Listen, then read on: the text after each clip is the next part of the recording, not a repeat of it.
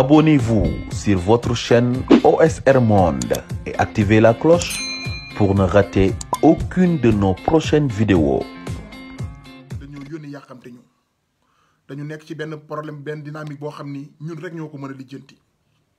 maa ngi gis ñu ne mouvement MD2 bi Serigne Mountakha ñaan na leen may nañ ko may wax gars yi Serigne Mountakha nekk na benn nit boo xam ni tey gudd na trop ba nit mënu koo tëb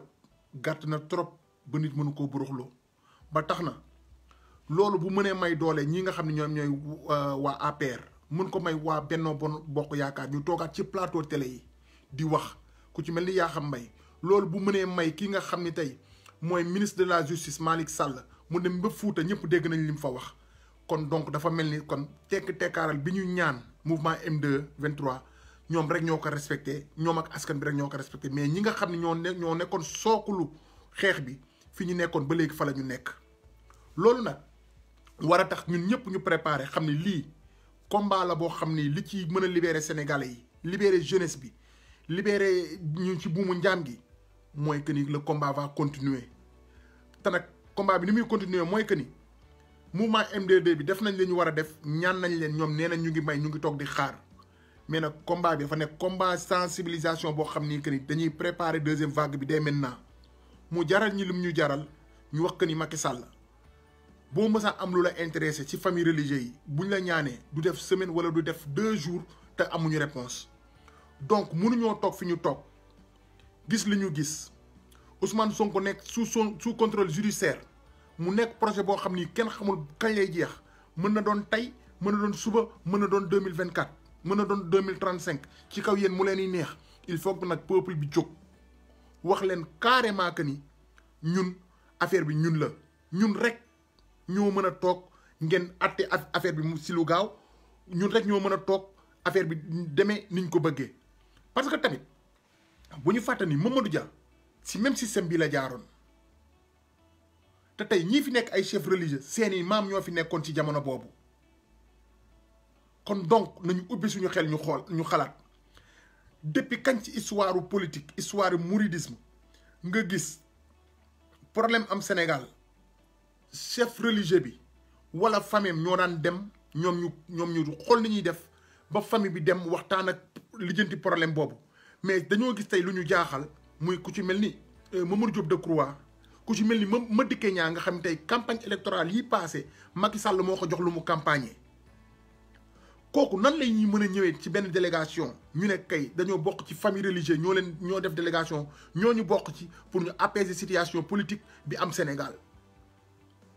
nit ñi nag kenn ku nekk ak ni ngay fare ak kenn ku nekk ak sa gëm-gëm toll ak kenn ku nekk fi sa tolluwaay toll ci gëm-gëm tax na bi sëriñ bi ñaanee loolu may nañ ko mais dañu bëgg ñu xam ni li ñu may sëriñ Mountakha ñoom dañoo jël liñ ci mën a maye ñu maye ko parce que am na ay jullit am na ay chrétien am na ay njaago am na ay ibaadu am na ñu gëmul dara ñu nekk Sénégal loolu il faut que ñu bàyyi si suñu xel aussi il faut que ñu bàyyi suñu xel ni Sénégal diine tënkuñu constitution moo ñu boole malgré respect bi ñu am ci diine ñun ñëpp doon ay doomu jullit nañu xam ni Serigne Mountakha combat bi ndaw yi doon xeex nekkul woon pour ñu libérer Ousmane Sonko combat bi ndaw yi doon xeex ni ko Serigne Habib waxee noonu la amee buumu njaam gi lañ fi bëggoon jaaree dagg loolu il faut mu leer te buumu njaam gi nag dagg mooy que ni yow Serigne Mountakha yéen suñu homme chef religieux yi ngeen mën a bokk ci li nga xam ne ëllëg a sibir bu ñuy defati dara ci réew mi di nasaki nocci du ngeen dem di ñaan wala ngeen di bind lettre wala ngeen di woote téléphone ngeen bokk ci ñu tëggaat Sénégal bu ñu daggee bu mu njaam ñu tëggaat Sénégal ci façon boo xam ni yéen seen bopp fi ñuy nasee wala fi ñuy noccee di ngeen fa am ay ndaw ñu jël suñuy ay valeur ñu tëggee noonu Sénégal mais pas nga nekk ci sa biir dëkk doon fa locataire ba nga xam ne tey boo amee loo soxla ci pouvoir bi sax yow da ngay dem di ko ñaani parce que kilifa gi bëggewu ko woon noonu ñoom ñëpp tarixa boo ci mënti dem ñi nga xam ne ñoo sos tarixa yi bu ñoom la tubaab yi daan bind lettre di wax ak ñoom mais pas ñoom ñuy bind lettre di wax ak tubaab bi naan ko lii laa bëgg wala lii laa bëgg parce que ñoom li ñu mësaan ne rek dañ ciy ne ba tubaab bi xam ne lii ñuy nekk arrangé wu leen ñu toog doog a xool nañ leen di sàkkale pexe kon donc bu ñu bëggee indilaatee même histoire même scénario boo xoolee am na ay nit yoo xam ne ñu ngi leen téye depuis le 8 avant lii di am depuis le 8 ñi nga xam ne ñoom ñoo xeex bi c'est des inconnus te encore une fois dama koy waxaat dama koy répété waat Macky Sall bi mu jàppee Clédor Sène jàpp Assane Diouf jàpp Guy Marius Sagna laa ne leen na jàpp parce que ñii xeex moom xamu leen tey def na ko Assane Diouf jëlee ko États-Unis yóbbu ko Sénégal Assane Diouf créé Ousmane Tounkara créé ma man créé keneen ak keneen donc kon jàpp bi tëj bi du solution jàpp bi tëj bi da ngay inspirer jeunes sénégalais yi ñu gën a fippu jàpp bi tëj bi jaay doole bi day moo tax tey li dal ci kaw Ousmane Sonko Sénégal yëpp fippu kon jàpp tëj bi du solution te dañu nekk ci 21e siècle mu ñuy jàpp ay nit ci manifestation amagoo PV boo teg seen loxo ci kaw table bi ñu dem garde à vue Sénégal war na mën a avancer benn avancée boo xam ne bu ñu la jàppee ci manifestation nga yor sa pièce d'identité joxe adresse boo dëkk ñu jël sa carte d'identité jël say filiation bàyyi la nga dem ba heure bu ñu la soxlaa woo la mais mënoo jàpp xaaju jeune Sénégal jàpp tëj Amadou Sall di doxe ay soxlaam Serigne Mountakha na ko nit ñi wax ni ñi mën a jottali message nañ ko jottali ni Serigne Mountakha Mbacké bi lii amee mu doxoon ci diggante Adji Sarr ak Ousmane Sonko moom mu wasul si àq ci début bi ci li ñu wax kenn dégluwu ko bi ñu demee ba mu ëppi loxo lañ ko commencé déggal loolu rek waroon na mën a tax ni mu tax bi xale yi jógee ne dañuy dog buumu njaam gi mu ànd seeg ñoom te ne leen bu leen yàq bu leen toj bu leen def dara waaye àq ak yelleef xeex leen ko mais ñi ko rencontré ñi ko dem seeti ñi ko dem gis yëgal ko ba mu boole leen ci délégation man ci sama gis-gisu bopp muy Mamadou Diop Decroix muy kii nga xam ne mooy Madické Niang dama leen wóoluwul ci lii ñuy nas nii parce que tey lu mënti am fi ñuy waxee mooy que ni dañ naan ñu muñ leen ñu ngi waxtaan réew mi nee naa leen 60 ba léegi ci masla lañ ko doon waxtaanee ak ci lii c'est la première fois nit ñi fippu kon bu nit ñi fippoo ñu xam ne logique bi taxoon nit ñi fippu dund gu seer am na ci injustice am na ci ak yeneen problème yu dul jeex moo ñu ko yóbbee ba tax tey ñu doon fipp loolu kon donc dañoo bëgg coalition bii nga xam ne mooy mouvement MD2 ñu xam ni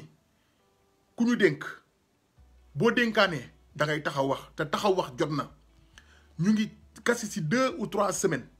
yoo xam ni chaque jour boo gënee teg affaire bi ci blanche sénégalais yi nee na lu ñu lekk ak lu ñu naan la ñu tal non seulement Macky Sall mu ngi ci rôle am moom ak équipe am moom ak ministre am moom ak ay partisans ñu ngi ci seen rôle ñu ngi tourner autour du pot di gën a gonfler li nga xam ne mooy seen activité politique sans pour autant ñu régler situation sénégalais yi tey boo xoolee li am Fouta plus de 70 millions nga def ko ci benn campagne te Fouta amuñu ndox bu ñu naan amuñu hôpital amuñu dara loo xam ni tey mën nañ ci gis seen bopp kon donc Macky mu ngi ci logique am léegi nag li ñuy bañ mooy ñu tourner di dem continuer ñu naan toog leen xaar sëriñ bi dina wax toog leen xaar Macky Sall la ñuy déglu ba kañ nee naa la am na ñoo xam ne le 8 lañ leen jàpp te jour bi ñu leen di jàpp buntu kër Ousmane Sonko lañ leen jàppee te waxoon naa leen ni koo indil convocation buntu këram li ko dalee buntu këram ba Liberté 6 foo romb mu ngi tàkk waroo koo jàpp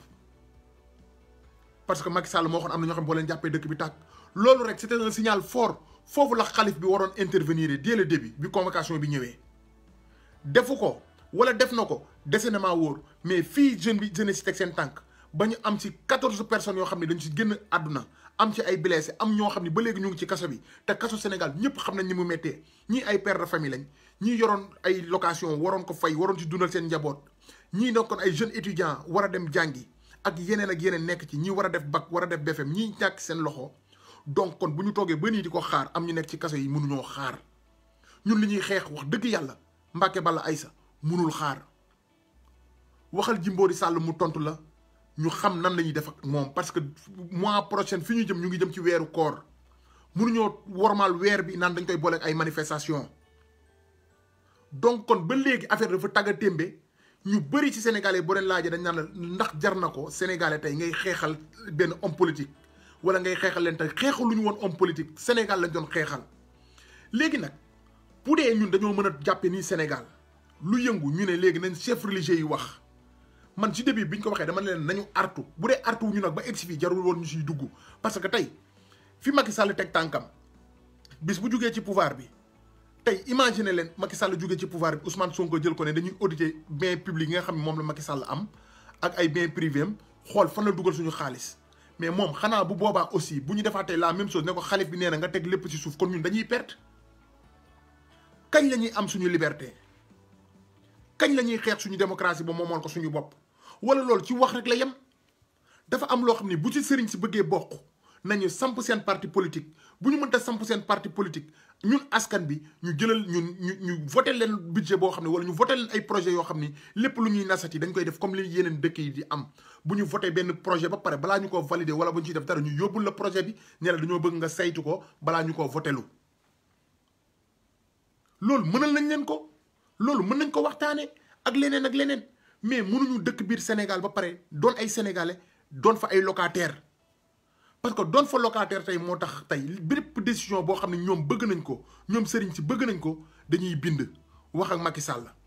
bépp loo xam ne bëgg nañ ko ci suñu dëkk dañuy bind wax ak keneen de l'indépendance jusqu'à aujourd'hui nii lii moo mës a am ci Sénégal te jeunesse bi lii lañ doon xeex Mbacke Balla ñu wax la ni ruus nañ la lool teg nañ la fi ñu la war a teg lool mais wax dëgg yàlla liñ doon xeex du libérer Ousmane Sonko ndaxte mouvement M2D bi jour bi ngay dem di leen rencontrer ji fekk nañu bàyyi Ousmane Sonko ba ngeen fekk ko muy wax ak ñoom kon nekkul libération Ousmane Sonko la ñuy xeex buumu jaam gi buumu noteel la ñuy xeex dañoo sonn ci France takk ñu di ñu diri dañoo sonn si ñun ñu jàng ba egg fi ñu war a egg mënuñu am place mënuñu am liggéey ñiy jël gaal yi ñiy dugg ci géej gi ñiy dee ñii dooni leneen ak leneen te loolu lu ko waral mooy que ni boo xoolee suñu système sont ba léegi ku mel ni Moustapha Niasse né en 63 xool leen Moustapha Niasse ba léegi mu ngi ci état xool leen ministre de la justice Malick Sall ngeen xool ko ngeen ñëw fii ci Europe bi ngeen xool ñi nga xam ñoom ñooy gérer loolu ku ci gën a mag 40 ans nga am ñun Sénégal da ngay judd retraité parce que ndax lan dañ naan la muñal lu jot yomb xale nga Sénégal ñu ngi wax ki am 35 ans ne ko xale nga muñal léegi ki am 35 ans bu ñaan ko muñal kooku bu jotee ci pouvoir c'est normal mu langaamu ci loolu moo daal Macky Sall dafa am benn idée ak benn façon de parler boo xam ne fii léegi dindi wuñ ko si ñun suñu kilifa yi ak ñi ñuy wax ay mag lañ duñ ñu bàyyi ñu xeex duñ ñu bàyyi aussi ñu lijjanti li ñu bëgg a lijjanti parce que boo waxee ñu ne la xale nga te xale yi dañoo war a mën a exprimer wu Mbacke Balla li nit ñi di xeex nekkul libérer Ousmane Sonko ndax Ousmane Sonko bi ngay ñëw di def intervention ci dossier bi fekk nañu libérer Ousmane Sonko buumu jaam gi ñu France tënk lépp lu ñuy dogal suñu réew wala lépp lu ñu bëgg suñu réew ñun dañ koy sàkku dañ koy ñaan te loolu moo yoon suñu réew ñun ñoo war a jël suñu propre décision Mbacke Balla dañ la wax ni ñiy wax dañ laa war a wax ni mbuumu nooteel gi la jaam ñi bëgg a dagg dañoo bëgg a gore parce que tey lii nga defal Macky Sall ci en plein pouvoir Ousmane Sonko am ngoru ne bu ko kenn génne ci palais bi wax boobu rek doyoon na seede ba tax na nga ne kat comme que kii nee na moom wutul palais bi te bis bu koy wut ci lu légal la koy wutee atte leen ko moo doon atte bu gaaw te ngeen bàyyi ñi ngeen jàmm ne ñooy doo fekk kuy dóor fekk ni tëdd ci suuf nga jàpp ki tëdd ci suuf nga koy yëkkati te naan ko jugal ñu dem boo teewul ki yor yar bi yéen ñaar lay boole dóor wax dëgg yàlla ni Sénégal demee ak ni Sénégal tënkoo tax na ñu bëri mënuñoo wax te lii nag ma lay wax nii moom la ñuy waxtaanee ci groupe WhatsApp yi lii ma lay wax nii moom la ñu bëri di waxtaanee nit ñi nag am na foo leen toll am na luñ la rusé am na tamit noo mel ci ñoom wax naa ko léegi ci biir wax ji mais dama ne li nga ñaan ay nit may la ko ay nit a ngi toogalaat ci ginnaaw jëndi mat yor essence mu manqué leen almet rek a leen manqué te almet bi leen manqué nag ñi ko yor mooy waa Pastef ñi ko yor mooy citoyen sénégalais yi nga xam ne dañu doon xeex injustice parce que boo dégloo li Yakham Mbaye wax déglu li Birima wax déglu li nga xam ne moom la ministre de la justice Malick Sall wax bi mu demee Fouta nga xam ne ñooñu jënd nañ mat yor nañ essence almet a leen dese te dinañ jox daje nag runkum daje lay toll suñu diggante ak ñoom Mbacke Balla ñi nga xam dañ laa rendre compte ne la population bi xale yi dañoo génn ndax Ousmane Sonko mu ñu jàpp moo tax ñuy xeex waxuñu la dëgg buumu jaam gi lañ doon dog bi ñu demee nag ba am luñ ko dogee nga jàpp suñu loxo ñu ruus la bàyyi nañ la wax dëgg parce que dama ne la délégation boo xam ni Madické Niang def ci bokk Mamadou Diop Decroix bokk ci man si histoire mouridisme musuma gis sëriñ bi di yónnee ay ndaw boole ci ay homme politique te ñëpp xam nañ ni financement parti politique bi nga xam ni moom la Madické Niang yoroon Macky Sall moo ko financé campagne électorale am bañ na ko ba bi mu génnee campagne sax defu ko day def gauche def droite delluwaat këram def gauche def droite delluwaat këram képp ku financé woon sa xaalis ci campagne électorale yi booy campagne di nga def le tout pour au moins sax nga am benn majorité pour nga bañ a perte liñ ci dugaloon mais Madické Niang boo xoolee ni mu campagne rek nga xamee ni nga waroon nga xam ne amoon na lu ci rax tax na Mbàkke Balla billaahi wallaahi wa taala ñi génn libéré Ousmane Sonko taxul woon ñuy génn ndax moment bi ngay intervenir ci dossier bi fekk na Ousmane Sonko mu ngi ci biti te nii ñu bëgg a def Ousmane Sonko nii lañ defoon Mamadou Dia te nar nañoo dem ba jamono ñu jël dossier bi di ko traîner loo heure bu Ousmane Sonko waree génn ñu ne ko kaay ñu dégluwaat la ci dossier bi bu ñu demee ba 2022 élection législative ak élection bu ci mënti am ñu ne ko kaay ñu dégluwaat la te loolu rek dafa nar a juraat beneen fitna léegi nag loolu mooy suma message beneen bi mooy boo xoolee Macky Sall dafa nekk ci logique am te logique bi mu nekk pour diviser jeunes yi invité leen ci ay ne day créé waat yeneen affaire génne 350 milliards Macky Sall lu mu génnewul woon ba léegi ñun mu def 9 ans de règne du ko def ci jeunesse bi lii yëpp dañuy jéem a apaiser jeunesse bi te li koy waral mooy que ni boo xoolee li am démb si parti li am démb Pikine ci APR Benno Bokk Yaakaar bu Pikine waa APR ñoom seen biir di xeex ministre de la justice maa ngi lay wax aussi encore une fois yow mi waroon wax ay forces occultes dañu dugg ci dëkk bi forces occultes yi wëri leen ñu ngi biir APR di rayante seen biir war nga def point de presse aussi wax ci loolu parce que ñun dañu sonn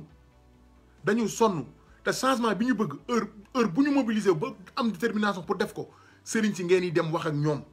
te sëriñ si bu ngeen di dem du ngeen leen wax li am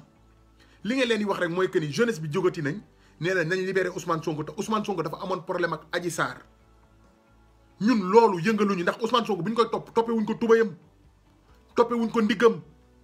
boo ñëwee ci Europe bi tubaab bi dañuy naan ba man di bët ba nga leen di for ci suuf boo jógee ñu ne la kii mooy meeru dëkk bi wala kii mooy meeru koñ bi wala kii mooy homme politique bi duñu jóg ci sàngara jigéen ak mooy yàlla te ñu ngi defar seen dëkk kon Ousmane Sonko ku koy toppee woo ko ndiggam toppee woo ko seen tuuram il faut affaire boobu mu leer seen bopp beneen bi ci topp nag mooy que ni ñun mënuñu nangu ñu ne Karim Wade mooy Ablaye Wade nit ñi bañal ko Karim Wade mooy Ablaye Wade nit ñi bañal ko ñëpp xam nañu tey bu fi Macky Sall doon jóge ne Amadou Sall mooy jël pouvoir ndax Amadou Sall mooy Macky Sall nit ñi dañ ko koy bañal kon tamit ñun mënatuñoo nangul kenn ku jógee fële ak noo mën di sant bu heure boo santee Mbàkke ñu ne xoole leen ko Serigne Touba wala ku sant si ñu ne xoole leen ko Alaaji Malick ñooñu nañuy yor jikkoy Alaaji Malick yor jikkoy Serigne Touba ñun ñu topp ci ñoom parce que daf ci am ay loolu boo gisee moo koy wax mooy que daf ci am ay jeunes marabouts yoo xam ni c'est des vrais politiciens ñoom ñoo nekk ci biir système bi di waxaale di def vente aux chairs ñi nga xam ne ñooy homme politique yi kañ nga koy gis loo koy doyee wax ma maa la koy jottalil ñun dañu sonn ci loolu boo ñëwee ci Europe bi muy Hitler muy De Gaulle muy ba ci boo demee ci roi d'Espagne bi ñooñu ñëpp dañ leen a jël tege nële seen jeunesse ak seen population jug taxaw liggéey mais ne serait-ce que loolu tamit comme que defoon nañ jaroole jox nañ leen cër ba nga xam ne lépp lu ñuy décider ci dëkk boobu dinañ dem ba ci famille boobu ñu rendre leen compte wax leen ne lii ak lii la ñuy def te bu mu njaam ngi xale yi bëgg a dog Mbàkke bis buñ ko dagee noonu la ñuy demee mooy que ni lépp lu ñuy nas ci dëkk bi dinañ ne ah Mbàkke lii kat benn programme la boo xam ni dafa jóge bitim réew te lii ak lii la ci tubaab bi nar ñu nag lii dëppawul suñu aada dëppoo ak suñu culture yow lan nga jàngate lii ak lii lan nga ci yokk wala lan nga ciy wàññilu ñun foofu lañ jëmoon ak yow ñu dogaale ñu il faut que ni nit ñi wax la réalité bi te réalité bi ñu la war a mën a wax amoo jot boo nekkul ci wird yaa ngi dugg yaa ngi jaamu yàlla yaa ngi ci leneen ak leneen te ñi nga xam ne ñooy say nopp du lépp lañ la mën a wax parce que li tax mënuñu laa wax lépp mooy ñi jiite xeex bi dañ ci am ay xarit ñoom te ñun ñu xam ko kon ñooñu mënuñu tëddee ñaaxaandaay lii ñu nar a def population Sénégal bi 14 bakkan wadd ci du ma ne day niil de mais soofantal bi ñu ko nar a soofantal ba affaire bi nar a jëm ren jàpp déwén ba Sénégal yi mujj loof toog ndaxte amatuñu lu ñu xeexe ndax la ndax dañu sonn amatuñu lu ñu xeex ndaxte dañoo sonn amatuñu lu ñu xeex parce que amatuñu fu ñu jëm ci tànk yooyu lañ nekk. tey boo gisee Macky Sall bëgg a jàpp Ousmane Tounkara bu États-Unis dara waralu ko parce que Ousmane Tounkara mooy ki njëkk a vilipender Marème Faye Sall ak Macky Sall biir États-Unis nee naa leen Macky Sall li ko metti nekkul ay liveur bu nekk biir Sénégal di def live kon bu doon loolu mu jàpp ay ñoom Abdou Karim ay Cheikh Oumar Diagne li ko metti mooy que ni li nga xam ni tey sur le plan international moom mu ngi koy def nit ñi di ko manipuler muy jëm fépp fu mu war a mën a jëm loolu mooy li ko metti boo xoolee loolu li la koy wan rek mooy que ni bu nga xoolee ci problème mu li nga xam ne moo amoon ci jeunesse bi ci problème mu immigration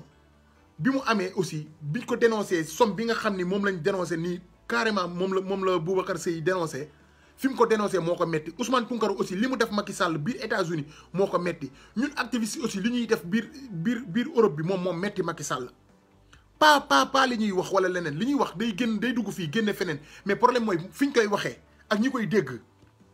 ba tax na tey toll nañ ci combat bi foo xam ni bépp làkk ak bépp xeetu langue boo xam ne nit mu ngi koy wax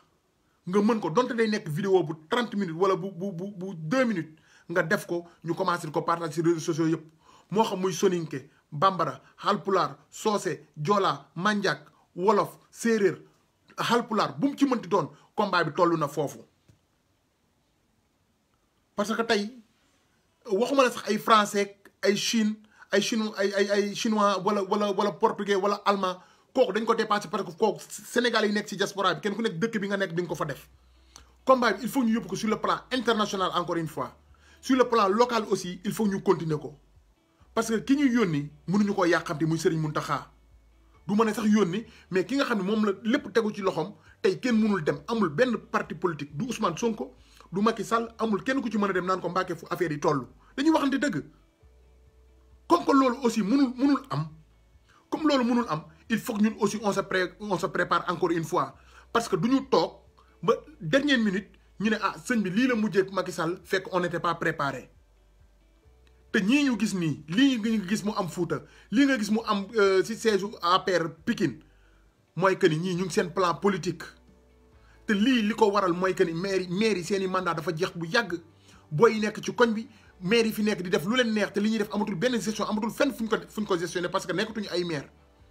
mu metti nit ñi tension sociale bi ci biir quartier yi sax mu raw fi mu nekk ni li amoon ci début bi donc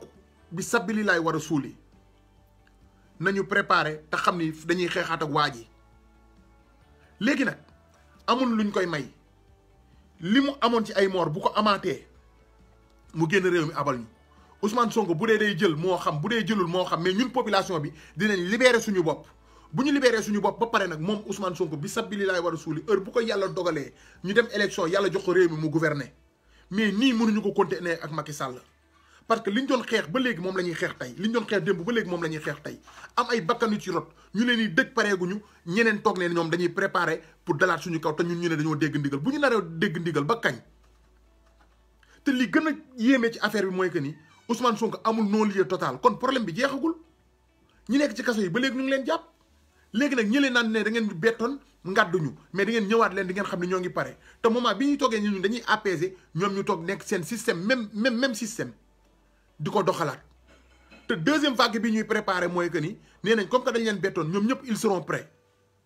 waaw léegi ñun bu ñu bëggee dégg ndigal ba toog fi ñu toog ba ñoo ñu pare ba fekk ñu suñu kaw ñun fan lañ jëm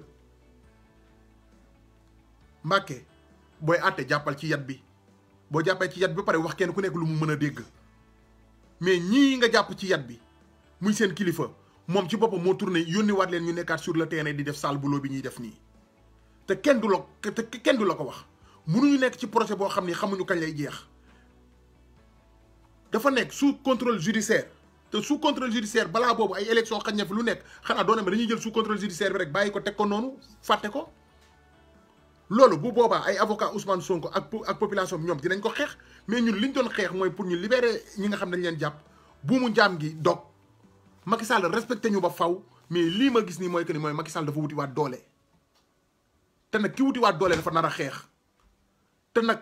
artu moo gën atte te di ñu attewaat dama ne la depuis temps colonial jusqu'à présent Mamadou Dia fii la jaar te nii la demoon ay kilifa diine ñoo defoon intervention te loolu fàttewuñ ko histoire bind na ko lii aussi histoire da koy bindaat mooy c'est la première fois ci histoire du Sénégal ñu def révolution jeune génération def ko ndax lan ndax benn projet boo xam ni benn leader politique daf ko porté ndax lan ndax dañ doon xeex injustice ndax lan dañoo bëgg a xeex bu mu njaam yi ñu xañ leen ko li ñu leen ko xañee mooy que dafa am 14 morts jeunes yi jéggi 14 morts yi ne dañuy xëy libéré dëkk bi ngeen jàpp leen ñu leen toog leen.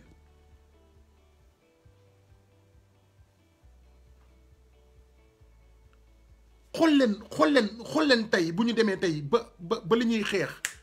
bu ñu demee tey ba li ñuy xeex ci histoire Sénégal li ñuy xeex musul am léegi ñu ngi koy yóbbu ci wàllu ethnie boo demee Fuuta barki démb li fa ministre de la justice jiiñ Ousmane Sonko ne islamiste bu radical la te ñoom ñoo rey ñi nga xam ne ñoom ñoo dee parce que xeetu islamiste boobu la xam nga ni loolu boo koy wax yow malgré li nga génn wax ko France 24 nga ñëwaat biir Sénégal ñëw sa biir mbokk wax loolu mais loolu ñaaw na léegi lan ngeen bëgg léegi ñu xeexee ñu reyante entre ethnie ci lu mësul am ci Sénégal te pourtant Fouta moo ëpp ay homme politique ci gouvernement Macky Sall te am du tali bu baax du ndox bu baax du entreprise du dara lu ñu am te boo xoolee tey jeune Foutanké yi nekk un peu partout ci Europe bi lu ñu liggéey yónnee ko Fouta lu ñu liggéey yónnee ko seen i mbokk tey ñooñu bu ñu mënee taxawee sax ba mën a dem ay meeting ba mën a déglu yenn manifestation grâce à seeni frères yi nekk ci Europe bi ak ñi nekk biir ville biir Dakar di daan seen doole ñoo tax mais du seen i am homme politique lu ñu leen defal ba tax na tey combat bi wax ji bu ñu divertir ci sorti Adji Sarr génn naag ministre de la justice Yakham Mbaye gis nga benn affaire rek moo mën a am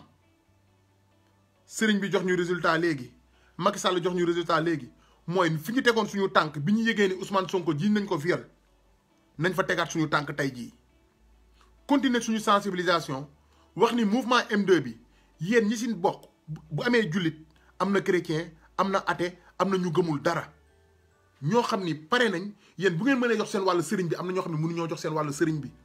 kon nag bu loolu amee ñu xamee ko noonu xam ne Sénégal pays laïque la du pays boo xam ne dañuy atte ci charia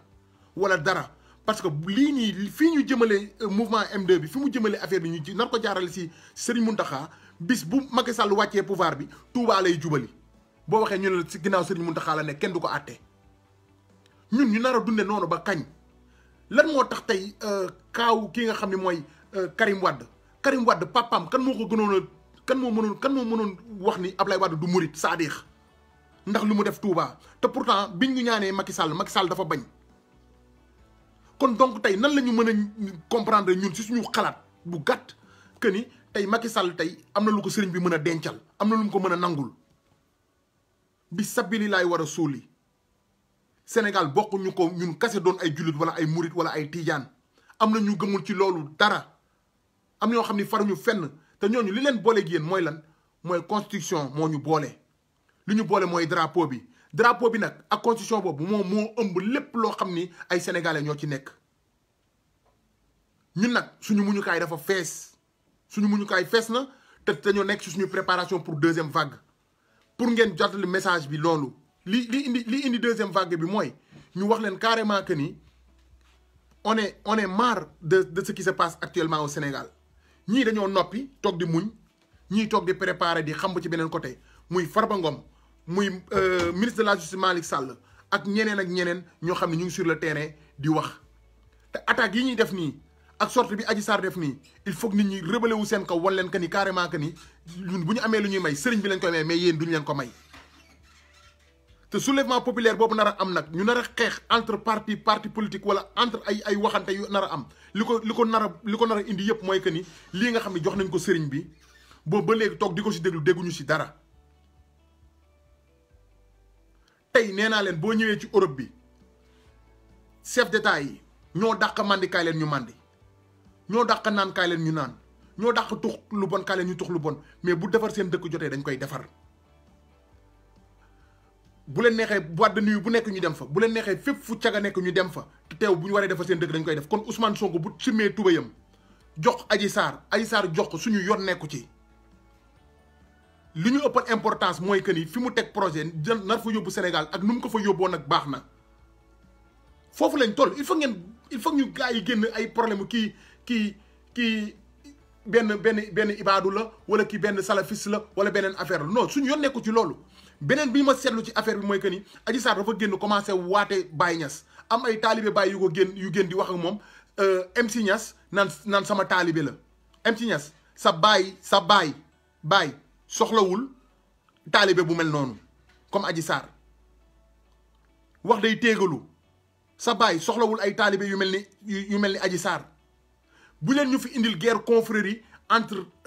Tidiane bi ak Mouride bi wala entre Mouride bi ak Xaadir bi wala entre Mouride bi ak ki nga xam ni mooy taalibe baay bi. Adji Sarr commencé génn Adji Sarr biñ ko commencé dégg ba léegi fan lañ ko mës a déggee mu waate baay jàq sës taf boppam ci mbir moo tax mu waate baay te li tax mu nar a waate baay c'est parce que benn mouvement MDD jóg na nar a xeex fi ñuy xeexe ñu ne non kii ñëw na Serigne Mountakha wax na comme que Serigne Mountakha wax na moom bokkul foofu day dem waate ji baay pour wan ni man tamit taalibe baay la est-ce que yéen a ngi comprendre fan la Macky Sall jëmee Sénégal ñun mënuñoo tënku ci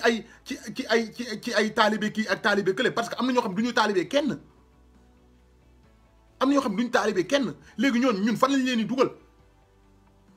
bu Serigne Mountakha defee intervention fii waa Kaolack bu déwénee waa Kaolack defal intervention keneen bu subaa waa Ndiassane defal intervention keneen léegi waa église bi ñoom bu ñu defee ko est-ce que waa église bi ñu dalee def intervention ba léegi nit mës na leen déglu bu leen ñu yóbbu ci domaine boobu dafa am loo xam ni moom moo ñu tënk ñun ñëpp muy constitution am na ñu tënk muy réew mi muy drapeau réew mi moo ñu tënk ñun ñëpp yéen bu ngeen buggee dugg yéen tarixa yi bu ngeen buggee dugg ci loolu ñëw leen ci boppam fu ñuy naseeg nocci ngeen def seen coalition def seen benn affaire yéen tarixa yi fa nekk yépp ngeen bind yor parti wala ngeen yor mouvement lu amati ëllëg si biir ngeen ne bu ñuy naseeg nocci dañ see soxla dañ see bëgg a bokk loolu mooy combat bi mais mënoo leen toll fu ngeen soxlaa ci réew mi da ngeen di bind ay këyit wala da ngeen di ñaan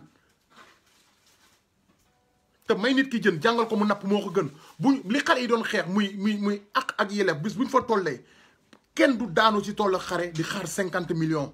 bu ñuy tasaare parce que lu tax parce que amoon nga assurance amoon nga kër goo dëkk amoon nga oto amoon nga ay hôpital yu baax ak yeneen yoo xam ne boo feebaree faju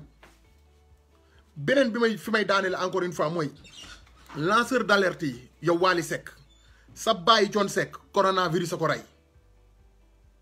te fuñ la fekk yaa ngi mayee kër yaa ngi mayee oto yaa ngi mayee leneen ak leneen te loolu ngay mayee noonu tabax ko ay hôpital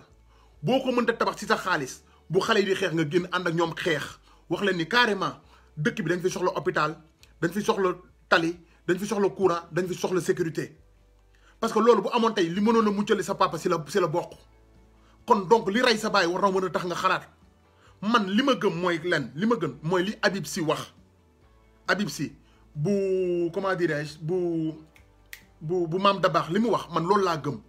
xale yi dem leen ngeen xeex buumu njaam gi na dagg waaye bu leen toj bu leen yàq lépp def leen ko ci yar ak teggin Serigne Mountakha Mbacké wax leen ko ni xeexuñu woon pour libérer Ousmane Sonko ndax moom moment bi muy ñëw di def intervention fekk na Ousmane Sonko am na sous contrôle judiciaire mu ngi këram buumu njaam gi lañ doon wax na dog te tey nekk si dëkk boo xam ni tey dafa am nu mu bindoo moo tax tey Ousmane Sonko ne woon bi mu génn point de presse li mu ci njëkk a teg mooy que ni bu kenn délosé Macky Sall bu kenn délosé Macky Sall boobu nag bu ko Macky Sall teg ba jàpp que ni ñi nekkoon ci tali bi Ousmane Sonko moo leen génne ñii dañ doon xeex injustice kenn ku nekk ak ni nga duggee ci xeex bi moo tax bu Ousmane Sonko ne toog leen am na ñoo xam ni d'accord uñu si toog leen Ousmane Sonko am na ñoo xam ni d'accord uñu si toog leen Ousmane Sonko am na ñoo xam ni d'accord nañ si parce que ku nekk ak ni nga duggee ci xeex bi am na ñoo xam ne dama leen koy wax bi ñu convoqué Ousmane Sonko dañ ne sama yoon nekku ci bi Ousmane Sonko rédacté ba wax problème bi ni mu demee ñu xool ko ne ah kii de ak kanamam ak ni mu waxee ak façon bi nitu dëgg la kon moom laa àndal damay wàcc ci terrain bi xeex am na ñoo xam ne dañ ne ba léegi sama yoon nekku ci mais bi mu gisee ñu ne day wuy ju ñu dagg barrage bi téye ko jaay ko doole dafa am ñoo xam ne moment boobu lañ dugg ci xeex bi am ñoo xam ne bi sëriñam waxee lañ dugg ci xeex bi am ñoo xam ne li dugg ci xeex bi mooy dañoo dem ba gis ay nervi jàpp ay xale yuy manifester doon ay jeunes étudiants defuñu dara ñu jàpp leen di leen door ay xeer am na ñoo xam ne ak ay cours loolu moo leen dugal ci xeex bi kon kenn ku nekk ak façon bi nga duggee ci xeex bi comme que ñun ñëpp nag da nga am nu ñu duggee ci xeex bi waruñoo am leen benn affaire boo xam ne yéen benn côté moo ko gëm ngeen jël ko tënkee ko suñu xeex yëpp parce que noonu lañ defoon Mamadou Dia ñi nekk Sénégal buñ ko mënul wax ñun dinañ leen ko wax parce que moo am ci WhatsApp yi moo am ci réseaux sociaux yi moo am feneen ak feneen foo xam ne ñëpp moom la ñuy wax mooy que ni suñu kilifa diine yi buur rek la ñuy àndal suñu kilifa diine yi li nguur wax rek la ñuy wax apaisement bi yëpp même li ngeen di ñaan ak li ngeen di wax yëpp ba léegi toogoo leen benn yoon ngeen ne Macky Sall ñaanoon nañ la nga bañ kon ñii tey bu ñu demee ba egsi fii ñu dañuy tourné waat ñaanaat la te mooy dernière fois ñu lay ñaan mais wax ji chaque jour da ngeen koy woddu solal ko tubéy solal ko mbaxana solal ko ay gants ba kenn du ko gis ba boo waxee ñu ne la waxi mag la.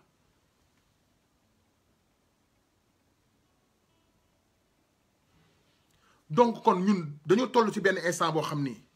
franchement parler la moindre des choses li mën a apaiser affaire bi du rek ñu libérer détenus politiques yi du rek ñu bàyyi ñi nga xam ni ñoom lañ jàpp du rek ñu jaale ñi dee parce que loolu même buñ ko defee àla kulli àllin bu dul ren di déwén bu dul déwén di dans les années à venir dinañ àtte Ousmane Sonko te bu heure bu ñu koy àttewaat mbooloo mi dinañ jóg. donc kon li fi wax ji nekk ak li nga xam ni fa lañ war a concentré wu mooy kan lan mooy lii ñu àtte ko vite fait wala ñu defar waa ji non lieu ba pare libérer otage politique yi Sénégal mën a am jàmm ñu xool fii ak 2024 nan la ñuy def pour am leader boo xam ne mën na diriger dëkk bi mais fii ak ñu ngi continuer nii Sénégal du mës a dem parce que li tax Sénégal du dem mooy que ni nee naa leen bis bu fi beneen président toogee boo waxee ñu ne la dawal dem Touba du mujj fenn. gis nañ ko ci Bougazelli dafa demoon biñ ko convoqué dafa demoon wëri sëriñam te léegi loolu buñ ko xoolee dans logiquement bu ñu xoolee affaire bi ñu jàppee Karim Wade war na doy soxla Karim Wade biñ ko jàppee papaam amul lu mu deful ci yoonu murit ñaan na ba sonn kenn faalewu ko kii nga xam ne mooy Khalifa Sall ñëpp xam nañ ci am na ci famille bu mu bokk am na ci tarixa bu mu gëm mais loo ci gis wax nañ ba sonn parce que intérêt amu fa moment boobu ci état kon nag yéen du ngeen mën a toog ba tey intérêt am ci li ngeen di defal Macky Sall ak li ngeen taxawal te man benn côté dama leen di dévier parce que li tax ma leen di dévier mooy que ni dañ ne Sénégal dëkku jàmm la fitna du fi mës a am bal du fi mës a tàkk seeni maam waxoon nañ ko de ba fi ñu toll nii mësuñu koo gis ñoom seeni jamono bi ñu fiy nekk mais yéen ñëpp jamono bi ngeen fi nekk safara tàkk na fi bal tàkk na fi te benn jigéen moo ko indi kon kurus yi ngeen di dóor dalul li tax dalul nag mën na am ci population bi mën na am it xaalisu riba bi ñu leen di jox ngeen koy lekk mën na cee am kon donc delloo si leen seen xel ngeen xam ne lii ngeen taxawal nii xeex bi ngeen taxawal ku sant Koli mu ngi si ku sant Njaay mu ngi si ku sant Jóob mu ngi si ku sant Si mu ngi si ku sant Mendi mu ngi si ñëpp ñu ngi ci te nekkul ñëpp ñoo bokk gëm-gëm kon bu leen ñu yóbbu ci gëm-gëm bëgg faa baare su xeex bi sabili laay war a suuli Mbàkke Balla ñi lay wax nañ la wax dëgg nañ la wax ni carrément que ni xeexuñu woon pour ñu libérer Ousmane Sonko buumu njaam gi lañ doon dog bëgg lu rafet nag ak bëgg lu apaiser dëkk bi moo la ci dugal mais niñ la conseillé ak conseil yi ñu la jox ba nga ñaan loolu des na dëggu xeex bi mooy sénégalais yi dañoo sonn sénégalais yi dañoo maar te lii jëmul kër te ñun ñëpp xam nañ ni jëmul kër kon donc gars yi di leen wax ni lii Malick Sall wax rek waroon na mën a tax ñu def le tout ba nga xam ni dañuy continuer suñu xeex. Abonnez-vous sur votre chaîne OSR Monde et activez la cloche pour ne rater aucune de nos prochaines vidéos.